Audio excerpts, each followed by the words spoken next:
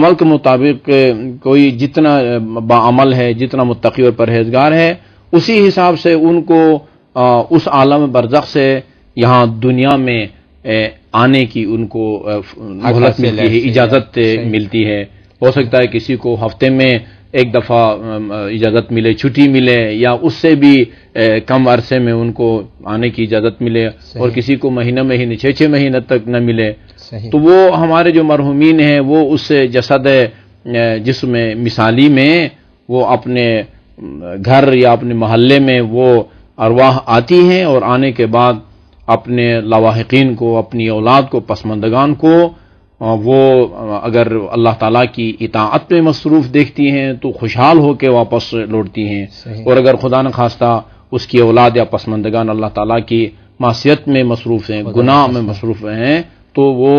بہت ہی رنجیدہ ہو کے اور بہت ہی ناراض ہو کے گویا لوٹتی ہے۔ تو ہمیں یہ پیش نظر رکھنا ہے کہ جہاں ہمارے اعمال اللہ تعالیٰ کی بارگاہ میں پیش ہوتے ہیں یا رسول کے بارگاہ میں پیش ہوتے ہیں، بعض روایات کے مطابق ائمہ معصومین کی خدمت میں پیش ہوتے ہیں، چنانچہ قُلِ اعْمَلُوا فَسَيَرَى اللَّهُ عَمَلَكُمْ وَرَسُولُهُ وَالْمُؤْمِنُونَ کی ذیل میں بعض روایات ہیں کہ تم جو عمل انجام دیتے ہو وہ خدا، رسول اور ائمہ کے پاس پیش ہوتے ہیں۔ ہمارے اعمال سے جہاں خدا، رسول اور ائمہ آگاہ ہوتے ہیں اور ان کو رپورٹ دی جاتی ہے، وہاں ہمارے مرحومین سے بھی ہمارے اعمال وہ پوشیدہ نہیں ہوتے، ان کو پتہ چل جاتا ہے کہ ہم ان کے بعد کیا کردار ادا کر رہے ہیں۔ تو لہذا آگے بڑھاتے ہیں، وقت ایک وقفے کا۔ ناظرین کرام، ایک مختصر سے وقفے کے بعد دوبارہ آپ کی خدمت میں حاضر ہوتے ہیں۔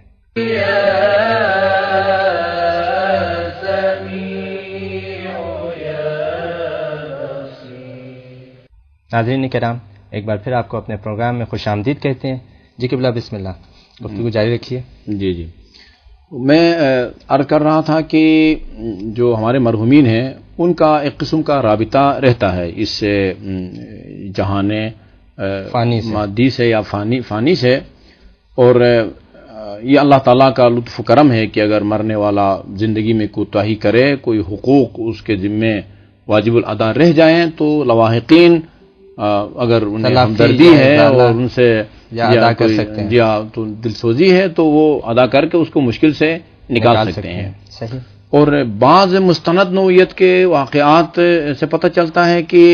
اللہ تعالیٰ نے یہ سہولت مرنے والوں کو بھی دی ہے کہ وہ اپنی مشکل سے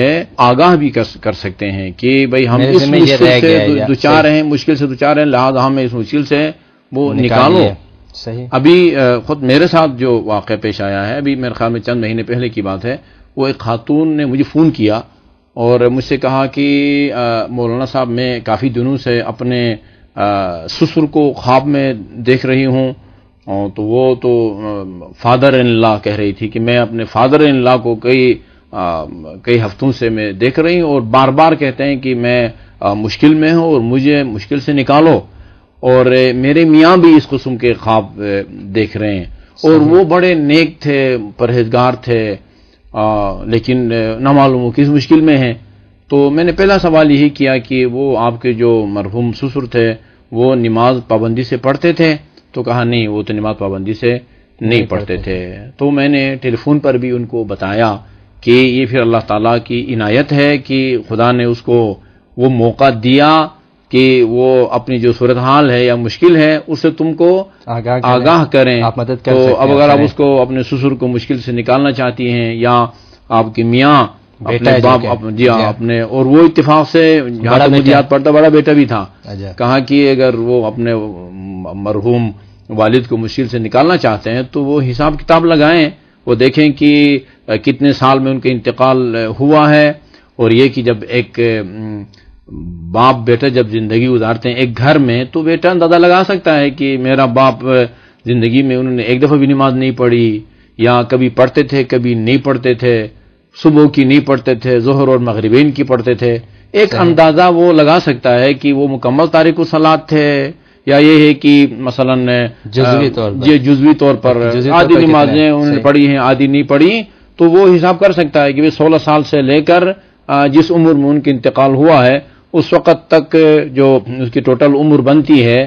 اس میں یہ دیکھے کہ یقینی طور پر کتنے سال کی نمازیں انہوں نے نہیں پڑھی ہوں گی. تو میں نے کہا کہ اپنے میاں سے کہیں کہ اپنے ابو کو اس مجلس سے نکالیں. صحیح. تو اس نے عجیب دلچسپ جواب دیا, کہا کہ وہ میرے میاں اتنے مصروف ہیں کہ مشکل سے اپنی نماز پڑھ پاتے ہیں. تو پھر میں نے کہا اس کا پھر حال یہ ہے کہ اس کا بھی پھر اللہ تعالیٰ نے یہ متبادل وہ کیا ہے, یہ سہولت دی ہے کہ بیٹا اگر خود نہیں پڑھ سکتا تو پھر کسی ذمہ دار آدمی کے ذمہ لگا دے, خود پڑھے یا کسی ذمہ دار آدمی, البتہ ایسا ذمہ دار آدمی کہ جس کی اپنی نماز صحیح ہو, جس کو واجبات کا پتہ ہو, جس کو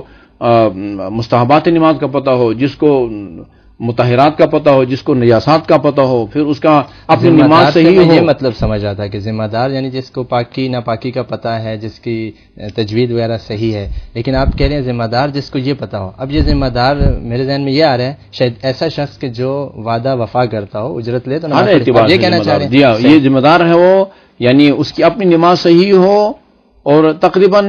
جس آدمی کی نماز صحیح ہے, نجاسات بھی اس کو آتے ہیں, مطہرات بھی آتے ہیں, وہ تقریباً ایسے آدمی ہوتا ہے کہ جو وعدہ وفا کرے. ایسا نہیں ہوتا کہ پیسہ لے کے کسی سے اور نمازیں نہ پڑھے. فرض کریں پیسہ ہم نے دے دیا اس کو اور اس نے نہیں ادا کیا, اب یہ تو اس کے ذمہ ہونا چاہیے نا میرے خیال میں. یہ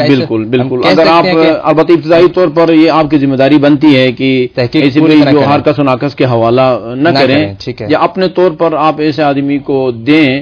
جس کو نماز اجارہ کہتے ہیں کہ آپ کو اطمینان ہو کہ یہ مرحوم کی نمازیں پڑھے گا. اب آگے اس کی نیت خراب ہو جاتی ہے, شیطان اس کو گمراہ کرتا ہے اور نہیں پڑھتا, تو یقیناً وہ مرحوم بری ذمہ ہو جائے گا. یہ شخص آپ فرض کریں اگر اپنے باپ کے بڑے بیٹے ہیں تو آپ بھی بری ذمہ ہو جائیں گے. آگے وہ خدا کے بارگاہ میں جواب دہ ہے کہ جی پیسہ لیا, اجرت لی اور نماز نہیں پڑھی. تو یہاں تک مسئلہ ہے کہ یعنی ہمارے مرحومین خود اپنی مشکل سے ہم کو آگاہ کر سکتے ہیں. اور میں سمجھتا ہوں جب تک یہ وہ جو ہے نا وہ جدید ٹیکنالوجی جب تک وہ نہیں آیا تھا, لوگ اس قسم کے باتوں کو مشکل سمجھتے تھے کہ ہم کس طرح اپنے مرحومین تک کوئی پہنچا سکتے ہیں, کوئی کھلا کے اس کا ثواب ان کو فائدہ پہنچا سکتے ہیں, کسی کو لباس بنا کے دیں, قرآن پڑھیں تو اس کا ثواب ان کو کس طرح ملتا ہے. لیکن آج کے جدید دور نے اس مشکل کو حل کر دیا. یہ جو ایزی لوڈ ہے یہ تو میں سمجھتا ہوں یہ ایک قسم کا ایصال ثواب ہی ہے. ایزی لوڈ اور بیلنس شیئر کیا جاتا ہے. بالکل بیلنس ہے. یہ ایک آدمی دوسرے ملک میں ہے یا دوسرے صوبے میں ہے, اس کو پتہ بھی نہیں ہوتا, صرف آپ کے پاس اس کا موبائل نمبر ہوتا ہے اور 100 200 500 جو ہے بیلنس آپ اس کے اس میں سم میں وہ منتقل کر دیتے ہیں. یہ قسم کا وہ ایصال ثوابی ہے. جی بندہ اگر بیلنس سے ایک سیٹ سے دوسرے سیٹ پہنچا سکتا ہے, اللہ تعالیٰ جو علی کل شیء قدیر کا جی واحد مصداق ہے, اس کے لیے کوئی مشکل نہیں ہے کہ یا ہم نے جو عمل انجام دیا اس کا اجر اور ثواب مرحوم تک پہنچا. قبلہ اسی سے سوال ذہن میں آ رہا ہے کہ خود ہمارے گھروں میں بھی یہ ریت ہے, ایک رسم ہے کہ جمعرات کی رات کو, شب جمعہ کو کوئی تھوڑا سا کھانے میں خاص اہتمام کیا جاتا ہے, اور پھر کسی ذکر کے ساتھ, وہ قرآن کی آیات بھی ہو سکتی ہیں, کوئی سورہ بھی ہو سکتا ہے, کوئی دعا کے ساتھ اپنے مرحوم کو ایصال ثواب کا ایک درود یا فاتحہ کا اہتمام کیا جاتا ہے. تو یہ پتہ تو چل رہا ہے ہمیں آپ کی گفتگو سے, لیکن اس بارے میں بھی اگر ایک واضح دو ٹوک سی وضاحت ہو جائے. بعض روایات ہیں خصوصاً اس کے حوالے سے, یعنی قبرستان زیارت قبور کے حوالے سے بعض روایات میں ہے کہ شب جمعہ جانا چاہیے قبرستان پہ اور جا کے مرحومین کے لیے فاتحہ خوانی کرنی چاہیے. بعد میں ہے کہ جمعہ کی صبح کو جانا چاہیے. تو اس کا مطلب یہ نہیں ہے کہ اگر ہم اور دنوں میں یا اور دنوں کے اور اوقات میں جا کے فاتحہ خوانی کریں گے یا قرآن خوانی کریں گے تو اس کا ثواب ان کو نہیں ملے گا. نہیں, وہ آپ جس وقت بھی کریں, یا جیسا ہم پابندی ہوتی ہے کہ ایک آدمی کا اگر انتقال ہو گیا ہے تو یہ قرآن خوانی یا مجلس اذا کا جو اہتمام ہے ہر حالت میں تیسرے دن ہونا چاہیے. اس کا مطلب یہ نہیں ہے کہ اگر چوتھے دن, پانچویں دن یا دوسرے دن ہی اگر ہم نے ان کی ایصال ثواب کے لیے کوئی کار خیر انجام دیا یا ختم قرآن کروایا, اس کا ثواب ان کو نہیں ملے گا. ایسا نہیں یا جو 40ویں کا ایک تصور ہے کہ یعنی رحلت کے 40ویں کے دن پھر سے قرآن خوانی کی جاتی ہے یا مجلس اذا, یہ ایک بہرحال ایک ہے ایک رسم ہے، وہ یہ رسم بھی کوئی اس طرح کا کوئی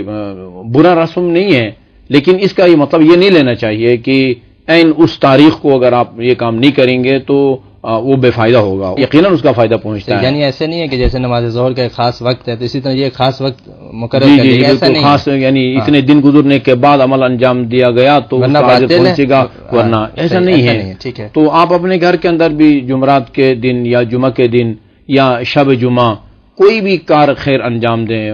فقیروں کو کھانا کھلاتے ہیں مرحومین کی طرف سے، یا آپ کسی نادار کو کپڑے آپ بنا کے دیتے ہیں، یا ان کی طرف سے کوئی زیارت سید الشہداء علیہ الصلوۃ والسلام وہ کی جاتی ہے یا ان کی طرف سے، یا ختم قرآن، جب بھی آپ کار خیر انجام دیں تو اس کا ثواب مرحوم کو ملتا ہے، یا وہ کسی وقت یا اس کے دن کے ساتھ